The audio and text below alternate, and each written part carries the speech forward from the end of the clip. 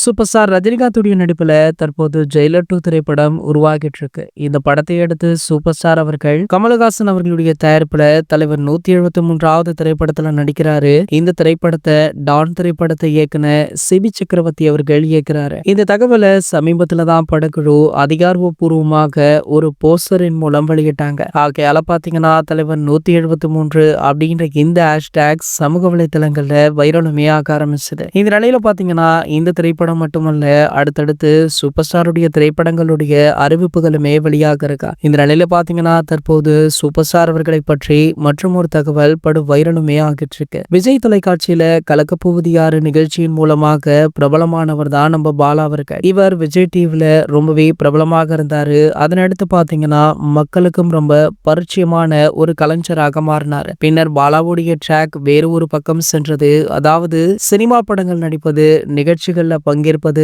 அப்படின்றத தாண்டி தொடர்ந்து அவர் சம்பாதித்த அத்தனை பணங்களையுமே தமிழக மக்களுக்காகவும் ஏழை எளிய மக்களுக்கு அவங்களுக்கு என்ன உதவி வேண்டுமோ அதை நேர்ல சென்று செய்து கொடுக்க ஆரம்பிச்சாரு. இதனை இவர் புகைப்படம் வீடியோக்கள் எடுத்து அவருடைய சோஷியல் மீடியா பக்கங்கள்ல பதிவு பண்ணவுமே ஆரம்பிச்சாரு. ஆகையால பாத்தீங்கன்னா பாலா அவர்களுக்கு பல வாழ்த்துக்களுமே குவிஞ்சது. வாழ்த்துக்கள் எந்த அளவிற்கு வந்ததோ அதே அளவிற்கு அவருக்கு எதிரான ஒரு சில கருத்துக்களுமே சமூக வலைத்தளங்கள்ல அவ்வப்போது இருந்து கொண்டுதான் இருக்கு. இந்த நிலையில பாத்தீங்கன்னா நம்ம பாலா அவர்கள் புதிதாக மருத்துவமனை ஒன்றை கட்டி வருவதாக முன்பே சொல்லப்பட்டது. தற்போது அது பணிகள் கிட்டத்தட்ட 90% முடிவடைந்து விட்டதா. இன்னும் 1 அல்லது 2 மாதங்கள்ல இது பிரம்மாண்டமாக திறக்க இருக்காராம். சோ இந்த நிலையில பாத்தீங்கன்னா இந்த திறப்பு விழாவிற்கு சூப்பர் ஸ்டார் ரஜினிகாந்த் அவர்கள் கலந்து கொள்ள உள்ளதாக தற்போது ஒரு தகவலுமே சமூக வலைத்தளங்கள்ல வைரலா போயிட்டு இருக்கு. இது போன்ற செய்திகளை பற்றி நீங்க உடனே தெரிஞ்சுக்க நம்மளுடைய சேனலை மறக்காம சப்ஸ்கிரைப் பண்ணிக்கோங்க.